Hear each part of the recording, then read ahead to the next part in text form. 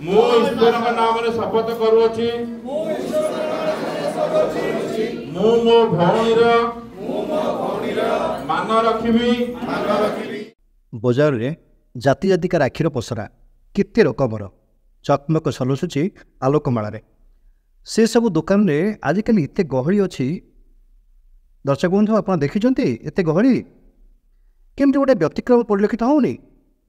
WhatsApp, SMS, Telegram, Facebook, insta ଭଳି social ମିଡ଼ିଆରେ କେତେ ରକମର ବାର୍ତ୍ତାରେ ଏବେ ଭଉଣୀ ରାକ୍ଷୀ ପଠାଉଛି ତା ଭାଇକେ।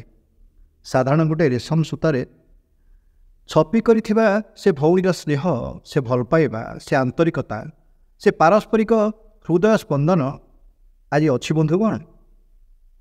ସେ ଭାବାଭାବ ଅଛି? କାଳେ ମୋ ରାକ୍ଷୀ ଭାଇର ମନ ପସନ୍ଦ ହେବ ନାହିଁ।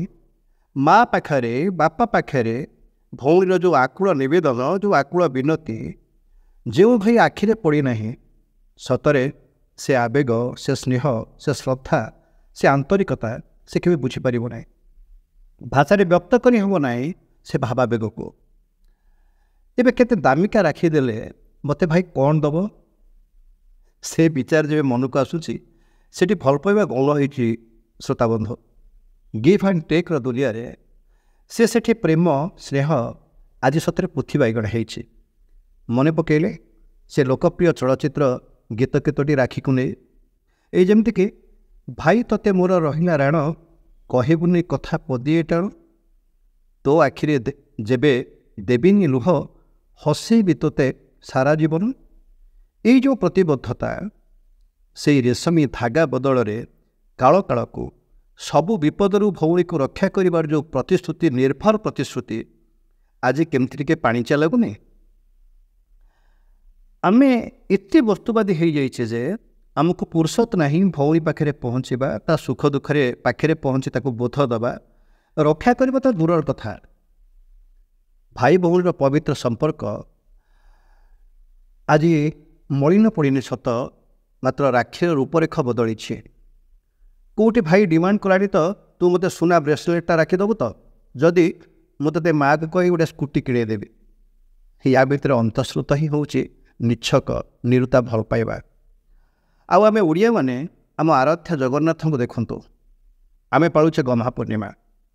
ଗାଈ ବଳଦମାନଙ୍କୁ ଚନ୍ଦନ ସିନ୍ଦୁର ଫୁଲରେ ସଜେଇ ପୂଜା କରି ଏଣ୍ଡୁରି ପିଠାରେ ଭୋଗ ଲଗେଇ ଆମେ ପାଳୁ ଏ ମହାପର୍ବକୁ ଭଗବାନ ବଳରାମଙ୍କ ଜନ୍ମତିଥି ରୂପରେ। ଆଧୁନିକତାର ପରଶରେ ଆଜି ଫିକା ଫିକା ଗହ୍ମା ପୂର୍ଣ୍ଣିମା। କିଛି ବର୍ଷ ପୂର୍ବକୁ ଫେରିଲେ, ମନେ ପକାଇଲେ ଦୂରରେ ଥିବା ଭାଇ ପାଖକୁ ଭଉଣୀ ଡାକରେ ପଠାଉଥିବା ରାକ୍ଷୀକୁ ଚାତକ ଭଳିଆ ଚାହିଁ ବସୁଥିଲା ତା ଭାଇ ବଡ଼ ସରାଗରେ। ଆଉ ବିଦେଶ ଫେରନ୍ତା ଭାଇ ଘରେ ଗୋଡ଼ ଦଉ ନ ଦଉଣୁ ଭଉଣୀର ଗୋଡ଼ ଛଟା। ଯେଉଁ ଭାଇ ଦେଖିନାହିଁ ସେ କେମିତି ବୁଝିବ ସେ ମୁହଁ ଫୁଲାର ରହସ୍ୟ? ଭାଇ କ'ଣ ଦେଇଛି, ଭାଇ କ'ଣ ଆଣିଛି ମୋ ରାକ୍ଷୀ ବଦଳରେ? ଭଉଣୀର ସେ ଆକୁଳ ନିବେଦନ ସତରେ ମନରେ ଅପାସରା। ଏବେ ଭଉଣୀ ପାଇଁ ଅନଲାଇନ୍ ଫର୍ମାସି ଗୋଟେ ପଠାଇ ଦେଇ ଭାଇ ତା ପାଇଟି ସାରୁଛି ସତ, ହେଲେ ସେ ରାକ୍ଷୀ ବନ୍ଧନ ମାଦକତା ଲିଭିଗଲାଣି ଆଜିକାଲି। ଏ ରାକ୍ଷାବନ୍ଧନ, ଏ ରକ୍ଷାବନ୍ଧନ, ଏ ବନ୍ଧନ ସୁରକ୍ଷାର ବନ୍ଧନ। ସ୍ନେହ, ପ୍ରେମ, ଶ୍ରଦ୍ଧା, ଭଲ ପାଇବା ଆଉ ସମ୍ମାନର ପ୍ରତୀକ। ଆଶୀର୍ବାଦ ଆଉ ମଙ୍ଗଳ କାମନା ସହ ଏକତାର, ସମତାର ବାର୍ତ୍ତା ପ୍ରଦାନ। ଏ ପର୍ବର ଯଦି ମୂଳ ଲକ୍ଷ୍ୟ ହୁଏ, ଏବେ ଏହାର ପରିସର ସତରେ ବ୍ୟାପକ ହେଇଛି। ରାକ୍ଷୀ ଆଜିକାଲି ଆଉ ଭାଇ ଭଉଣୀ ସମ୍ପର୍କ ଭିତରେ ବାନ୍ଧି ରହିନାହିଁ। ସମ୍ପର୍କୀୟ ଭାଇ, ପାରିବାରିକ ସୀମା ନେଇକରି ସମାଜ, ଦେଶ ଦେଶାନ୍ତର ହେଲାଣି ରକ୍ଷାବନ୍ଧନ। ଏବେ ବିଦ୍ୟାଳୟ ସ୍ତରରେ ରକ୍ଷାବନ୍ଧନ ଉତ୍ସବ ପାଳନ, ଗୁରୁଜୀ ଗୁରୁମାଙ୍କୁ ରାକ୍ଷୀ ବାନ୍ଧୁଛନ୍ତି ଆମ ଛାତ୍ରଛାତ୍ରୀ। ପରିବେଶ ପ୍ରେମୀମାନେ ପରିବେଶ ସୁରକ୍ଷା ପାଇଁ ବୃକ୍ଷରେ ବାନ୍ଧୁଛନ୍ତି ରାକ୍ଷୀ। ପ୍ରତିଶ୍ରୁତି ଦେଉଛନ୍ତି, ହେ ବୃକ୍ଷ ମୁଁ ତୋତେ ରକ୍ଷା କରିବି। ମହାପ୍ରଭୁ ମାନବୀ ଲୀଳାକ୍ଷେତ୍ର ଶ୍ରୀମନ୍ଦିରରେ ଭଉଣୀ ସୁଭଦ୍ରା ପାଟ ରାକ୍ଷୀ ବାନ୍ଧନ୍ତି ବଡ଼ ଭାଇ ବଳଭଦ୍ର ଆଉ ଶ୍ରୀ ଜଗନ୍ନାଥଙ୍କୁ।